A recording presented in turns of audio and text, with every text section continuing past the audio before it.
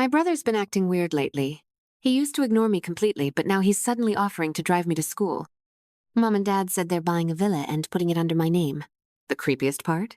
My ex-fiancé, who used to treat me like poison, suddenly confessed his love. He said he'd fallen for me, wanted to date me.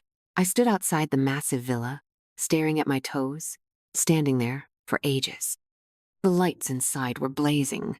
Through the windows, I could make out the silhouettes of Mr. and Mrs. Mera, Carlos Mera, and Latina Mera.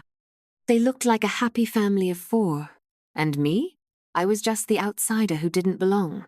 It all started 3 years ago. 3 years ago, my adoptive parents died.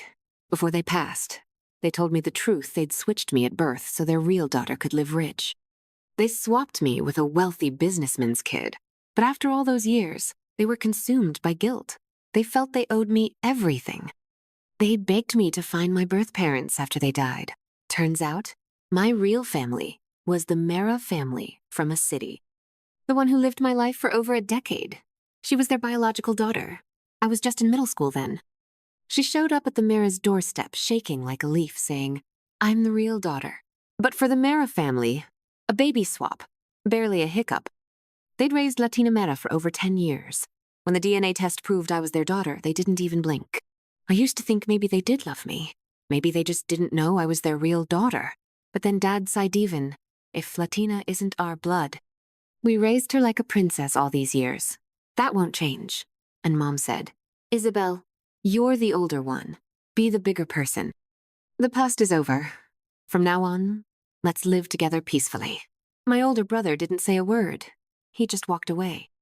My first year here, I was like a statue. Every time I stepped inside, I had to mentally prep myself just to end up pierced by their picture-perfect family vibes. I felt like Latina Mera stole my life, stole my parents, my brother. I hated her. These days, it's not about mental prep anymore. I guess I'm just used to it. I always pause outside a bit longer. By the time I walked in today, dinner was over. The housekeeper was clearing the table. When she saw me, she flinched. "Oh, I'm so sorry, miss," she said with an awkward smile. "I forgot to make your dinner." I'm used to cooking for 4. Really sorry. I'll make something right now. I've just always done 4 portions. So, it's been 3 years, and she still hasn't gotten used to setting 5 plates. Maybe it's because I rarely come back, but today it was Mrs. Mera who called me home. How could she not know? Mrs. Mera frowned. "Why are you so late? Don't you know how to check the time?" I pinched the hem of my school pants, head down, trying not to argue. That timid look of mine seemed to please her. She stopped staring. I couldn't meet her eyes. I was afraid of the disgust and impatience in them. I've grown a thick skin over the years, but it still stings. As expected, the next second she said, "Aunt Steve, you can go rest. If she didn't come back earlier, that's on her. If she's hungry, she can cook herself." Then she turned to dote on Latina Mera. "Our Chianru's amazing. Top 50 in the whole grade this time.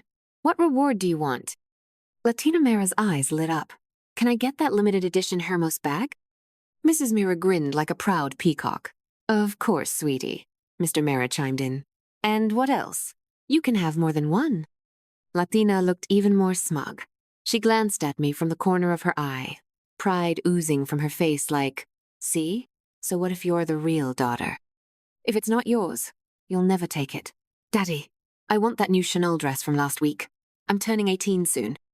"I want to wear it for my coming-of-age party," she said. Mr. Mera immediately replied, Of course. I'll find someone to get it." Carlos Mera just smiled, quietly beside them. But the way he looked at Latina Mera soft enough to melt said everything. I tried to swallow the bitterness rising inside me and went back to my room. My room's on the first floor. It used to be a storage closet. No windows. Upstairs, the empty rooms. One's for Latina Mera's piano. Another holds her clothes and shoes. The last one's stuffed with plushies and blind box toys. I curled up in my tiny space, air so thick it felt like drowning. As I zoned out, tears suddenly started falling. I thought I'd grown past this, but they still cut me like glass. I wiped my face, pulled out my test papers, and kept whispering to myself, Isabel, It's fine. Just pretend they're all dead. You're an orphan anyway. Just be thankful you've got a roof over your head. Be grateful these strangers gave you shelter. As for why my name was never changed, of course it's because the Mera parents didn't want their adopted daughter to feel slighted. They wouldn't even add me to their household registry. They're scared she'd feel wronged, but they don't care if their biological daughter gets hurt. At first that used to break me. But after 3 years of growing colder and more impatient with me, I've adapted. I took a deep breath and went to the bathroom to wash my face. As I passed the living room, they were still discussing Latina Mera's coming-of-age bash. Who to invite, where to host it, how to decorate. No one seemed to realize if Latina Mera and I were switched. Our birthdays couldn't be that far apart. In fact, she's exactly 1 day older than me. Yet, on my birthday, they're throwing her a party. I went back to my room in silence and pulled out my orphan diary. I've been writing in it since the first day I came to the Mera household. Not a single day missed. Honestly, I think I'm kind of rebellious. I've kept so many secrets from them. I wrote down today's message to myself. Isabel, keep going. You've got this. Somewhere out there, someone loves you, even if you can't see it. Double your efforts today. I locked the diary in my drawer, then blitzed through 3 practice tests, read social news from home and abroad, memorized an English passage, and finally went to bed. The next morning, I was out the door before anyone else even woke up, backpack slung over my shoulder. I saw Carlos Mera squatting by the road, smoking. I turned and took a detour just to avoid him. Of all the people in the Mera family, he's the one I least want to see. He never says anything, but his gaze, it's worse than words. Always judging, always filled with disdain. Like I only came back to the Zeus for money. But I've been here 3 years, and every piece of clothing I wear, I bought it myself off street stalls. I eat at school. My monthly living expenses, barely a few hundred yuan, all paid from my own pocket. I've had fewer than 30 meals at home total. I worked almost every winter and summer break. I kept track of every cost those meals, the room I stayed in. When I leave here, I'll pay them back. Every year for the past 3 years, the government sent money to my account. You're wondering what money? Of course, the welfare meant for underage orphans like me, plus all kinds of scholarships and aid from school. Honestly, I've gotten every bit of help the school could offer. Lucky thing the zoos never added me to their registry because of that. The aid landed in my account without delay. From 3 years ago till now, I've saved every cent. Add in my part-time jobs tutoring, flyering and all the school scholarships, subsidies, even competition prizes. I've actually built up a decent little fund. It makes sense the Mera parents don't know about my money. They've never cared. The school treats me as an orphan. I've got top grades, so they made sure I got every bit of aid possible. Even though Latina Mera and I are in the same grade, we go to different schools. No wonder she has no clue how well I'm doing. That money's not enough to go abroad, but it's more than enough to leave this place. The only reason I haven't left is because I barely come home. We hardly cross paths. I live at school. On weekends, I stay there if I can. I only come back when they call, and I have no excuse to dodge it.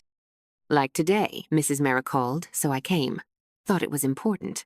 Turns out it was just to brag that Latina Mera ranked top 50 in her grade. What she doesn't know, ISA top 5 school overseas contacted me recently. They know my situation and offered me a full scholarship. Tuition covered. Housing too. I just need to handle daily expenses. Only my homeroom teacher and school administrators know. They understand I'm an orphan, with no family to consult, so the decision was left entirely up to me. My teacher encouraged me to go. So did the principal. After some thought, I decided I would. But the principal asked me to take this year's national college entrance exam. They're betting I'll top the province. My face on the school brochure? Instant advertisement.